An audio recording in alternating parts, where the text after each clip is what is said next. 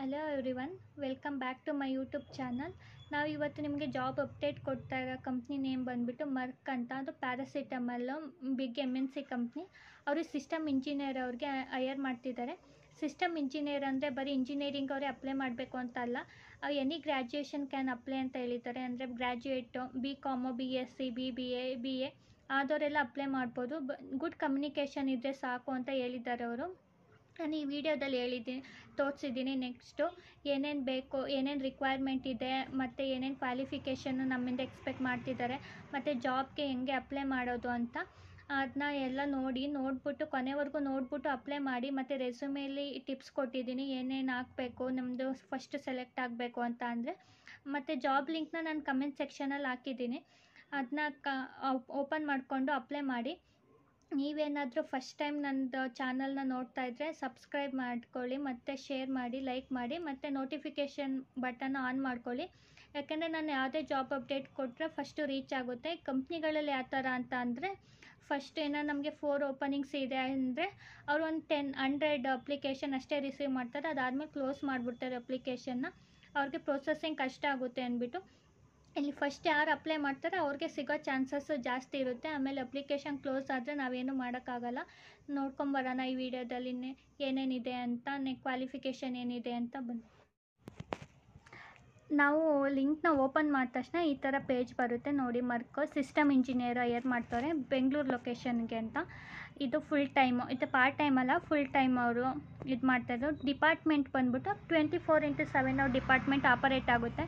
ಅಂದರೆ ಇವರು all over ವರ್ಲ್ಡ್ಗೆ support ಕೊಡ್ತಿದ್ದಾರೆ. ಅದಕ್ಕೆ ಅಂದರೆ ನಾವೇನೇ 24/7 ವರ್ಕ್ ಮಾಡಬೇಕು ಅಂತಲ್ಲ, ಅಂದರೆ ರೊಟೇಷ್ನಲ್ ಶಿಫ್ಟಲ್ಲಿ ವರ್ಕ್ ಮಾಡಬೇಕು ಅಂತ ಹೇಳ್ತಿದ್ದಾರೆ. ಮತ್ತು ರೋಲ್ ಅಂದರೆ ಸರ್ವಿಸ್ ಡೆಸ್ಕ್ ಅನಲಿಸ್ಟ್. ಏನಾದರೂ ಕಸ್ಟಮರ್ಗೆ ಏನಾದ್ರು ಇಶ್ಯೂ ಬಂದರೆ ಅವರು ಫಸ್ಟು ಫೋನ್ ಮಾಡೋದು ಅಥವಾ ಚಾಟ್ ಮಾಡೋದು ಸರ್ವಿಸ್ ಡೆಸ್ಕ್ ಅವ್ರಿಗೆ. ಅವರೇ ಫ್ರಂಟ್ ಲೈನು, ಕಂಪ್ನಿ ಕಡೆಯಿಂದ ಅವರೇ ಫಸ್ಟು ಪರ್ಸನು ರೆಪ್ರೆಸೆಂಟೇಟಿವ್ ಕಸ್ಟಮರ್ಗೆ ಇಶ್ಯೂನ ರಿಸಾಲ್ವ್ ಮಾಡಿಕೊಡೋಕ್ಕೆ. ಅದು ನಮ್ಮದು ಇಲ್ಲಿ ಸಿಸ್ಟಮ್ ಇಂಜಿನಿಯರ್ ಅಂದರೆ ಆ ವರ್ಕ್ ಅಂತ ಹೇಳ್ತಿದ್ದಾರೆ. ಮತ್ತು ಎಜುಕೇಷನ್ ಏನೋ ಅವ್ರು ಎಕ್ಸ್ಪೆಕ್ಟ್ ಮಾಡ್ತಿದ್ದಾರೆ, ಮತ್ತು ಏನೇನು ಗೊತ್ತಿರಬೇಕು ನಮಗೆ ಇದು ಸೆಲೆಕ್ಟ್ ಆಗೋಕ್ಕೆ ಅಂತ ಅಂದರೆ ಕಮ್ಯುನಿಕೇಷನ್ನು ಚೆನ್ನಾಗಿ ಬರೆಯೋಕ್ಕೂ ಬರಬೇಕು, ಚೆನ್ನಾಗಿ ಮಾತಾಡೋಕ್ಕೂ ಬರಬೇಕು ಇಂಗ್ಲೀಷಲ್ಲಿ. ಮತ್ತು ಮೈಕ್ರೋಸಾಫ್ಟ್ ಸ್ಟ್ಯಾಂಡರ್ಡ್, ಈಗ ವರ್ಡ್ ಯೂಸ್ ಮಾಡೋದು, ರೆಸ್ಯೂಮ್ ಎಲ್ಲ ಕ್ರಿಯೇಟ್ ಮಾಡೋಕ್ಕೆ ವರ್ಡ್ ಯೂಸ್ ಮಾಡಿರ್ತೀವಿ, ಎಕ್ಸೆಲ್ಲು ಮತ್ತು ಪವರ್ ಪಾಯಿಂಟ್ ಮತ್ತು ಔಟ್ಲುಕ್ ಅಂದರೆ ಮಾಮೂಲಿ ಇಮೇಲ್ ಥರನೇ, ಅದನ್ನ ಔಟ್ಲುಕ್ ಅಂತ ಸ್ಟ್ಯಾಂಡರ್ಡಾಗಿ ಕರೀತಾರೆ ಅಷ್ಟೇ. ಅದು ಬಿಟ್ಟರೆ ಈ ವರ್ಡು ಎಕ್ಸೆಲ್ ಗೊತ್ತಿಲ್ಲ ಅಂದರೆ ಯೂಟ್ಯೂಬಲ್ಲಿ ಒಂದಿನ ವೀಡಿಯೋ ನೋಡಿದ್ರೆ ಅದೆಲ್ಲ ಬಂದುಬಿಡುತ್ತೆ. ಪವರ್ ಪಾಯಿಂಟ್ ಎಲ್ಲ ಅದೆಲ್ಲ ಫುಲ್ ಈಸಿ ಕಲ್ತ್ಕೊಳ್ಳೋದು. ನಿಮಗೆ ಗೊತ್ತಿಲ್ಲ ಅಂತಂದ್ರೂ ಪರವಾಗಿಲ್ಲ, ರೆಸ್ಯೂಮೇಲೆ ಹಾಕಿ ಅಪ್ಡೇಟ್ ಮಾಡಿ. ಆಮೇಲೆ ಸೆಲೆಕ್ಷನ್ ಆದಮೇಲೆ ಬೇಕಾದರೆ ಯೂಟ್ಯೂಬಲ್ಲಿ 1-2 ದಿನ ನೋಡಿದ್ರೆ ಆರಾಮಾಗಿ ಇಂಟರ್ವ್ಯೂ ಕೊಡ್ಬೋದು.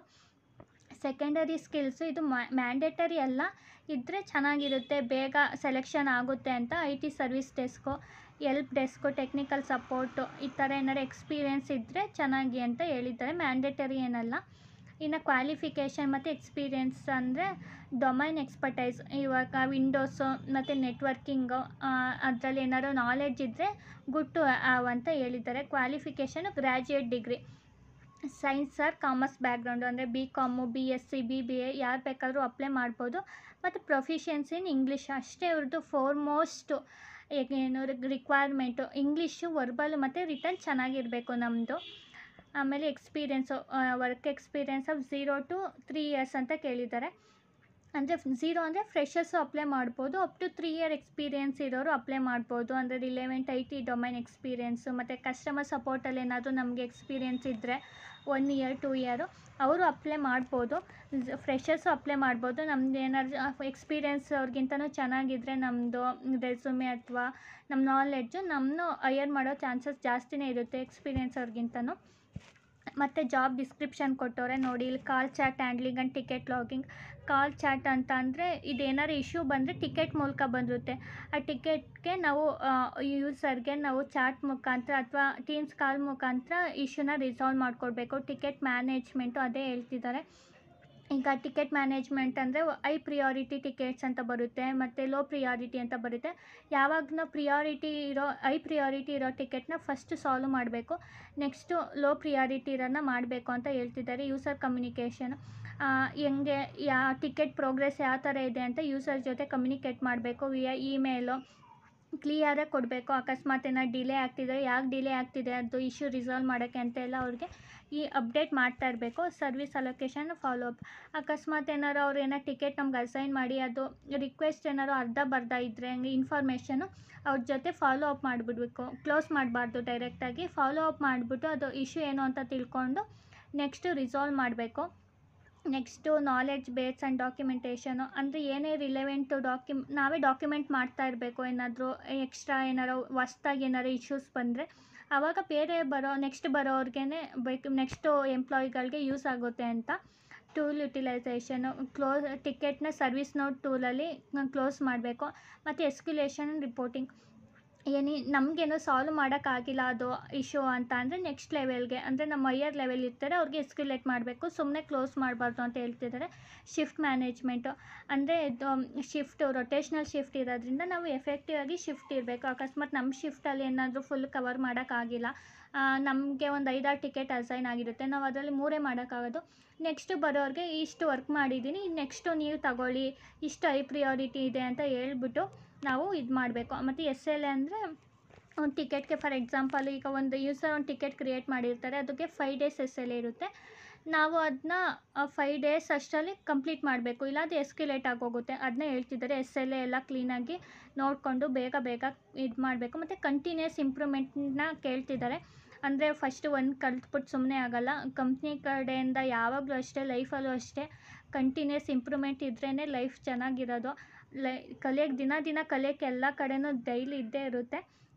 ಕಂಪ್ನಿ ಸೈಡು ಹಂಗೇ. ಈಗ ಬನ್ನಿ ಅಪ್ಲೈ ಮಾಡೋದು ಹೆಂಗೆ ಅಂತ ತೋರಿಸ್ತೀನಿ. ನೀವೇನಾದ್ರು ಎಕ್ಸಿಸ್ಟಿಂಗ್ ಯೂಸರ್ ಇದ್ದರೆ ಆಲ್ರೆಡಿ ಅಪ್ಲೈ ಮಾಡಿದರೆ ಕಂಪ್ನಿಗೆ ಇಮೇಲ್ ಅಡ್ರೆಸ್ ಪಾಸ್ವರ್ಡ್ ಕೊಟ್ಬಿಟ್ಟು ಸೈನ್ ಇನ್ ಆಗಿ, ಇಲ್ಲ ಅಂದರೆ ಕ್ರಿಯೇಟ್ ಅಕೌಂಟ್ ಕೊಡಿ. ಇಲ್ಲಿ ಇಮೇಲ್ ಅಡ್ರೆಸ್ಸು ಏನಾದರೂ ಕೊಡಿ. ನಾನು ಯಾವ್ದು ಕೊಡ್ತೀನಿ, VMD. ನಾನು ಸುಮ್ಮನೆ ಇದು ಜಾಬಿಗೆ ತೋರ್ಸೋಕ್ಕೆ ಅಪ್ಲೈ ಮಾಡೋಕ್ಕೆ ಅಂತ ಕ್ರಿಯೇಟ್ ಮಾಡ್ಕೊಂಡಿರೋದು. ಈ ಕ್ರಿಯೇಟ್ ಪಾಸ್ವರ್ಡ್ ನಿಮ್ಮದು ಏನಾದ್ರು ಪಾಸ್ವರ್ಡ್ ಕೊಡಿ, ಇಲ್ಲಾಂದರೆ ಕ್ರಿಯೇಟ್ ಪಾಸ್ವರ್ಡ್ ನೆನ್ಪಿಟ್ಕೋಬೇಕು ನೆಕ್ಸ್ಟ್ ಟೈಮ್ ಎಲ್ಲ.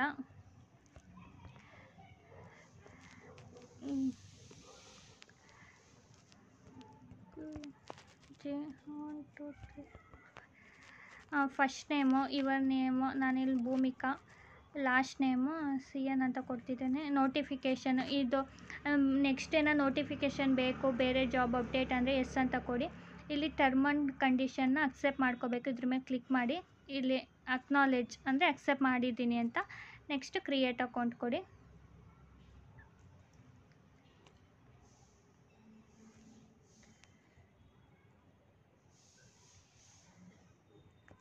ಇಲ್ಲಿ ಬಂತು ನೋಡಿ, ಸಿಸ್ಟಮ್ ಇಂಜಿನಿಯರ್ಗೆ ಅಪ್ಲೈ ಮಾಡ್ತಿದ್ದಾರೆ.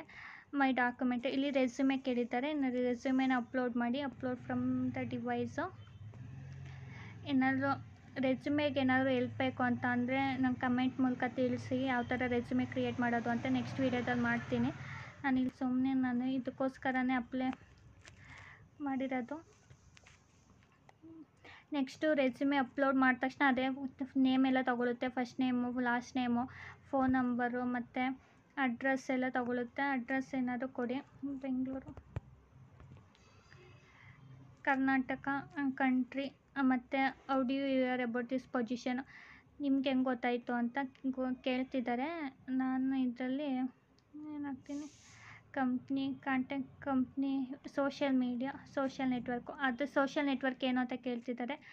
ನನಗೆ ಪ್ಲೀಸ್ ಸ್ಪೆಸಿಫೈ, ನೀವು ಇದು ಲಿಂಕ್ಡ್ಇನ್ ಅಂತ ಹಾಕ್ತೀನಿ. ನೆಕ್ಸ್ಟು ಸೇವ್ ಕೊಡೋಂಗಿದೆ ಕೊಡಿ, ಇಲ್ಲ ಅಪ್ಲೈ ಕೊಡಿ. ಎಲ್ಲ ಇದಾಗುತ್ತೆ. ಕ್ರಿಯೇಟ್ ಆಯಿತು. Thank you, application has been sent. ಇಷ್ಟೇ. ಇದಾದಮೇಲೆ ಅವರು ನಿಮ್ಗೇನಾದರೂ ಸೆಲೆಕ್ಟ್ ಆಗಿದ್ದರೆ ನಮಗೆ ಮೇಲ್ ಮಾಡ್ತಾರೆ.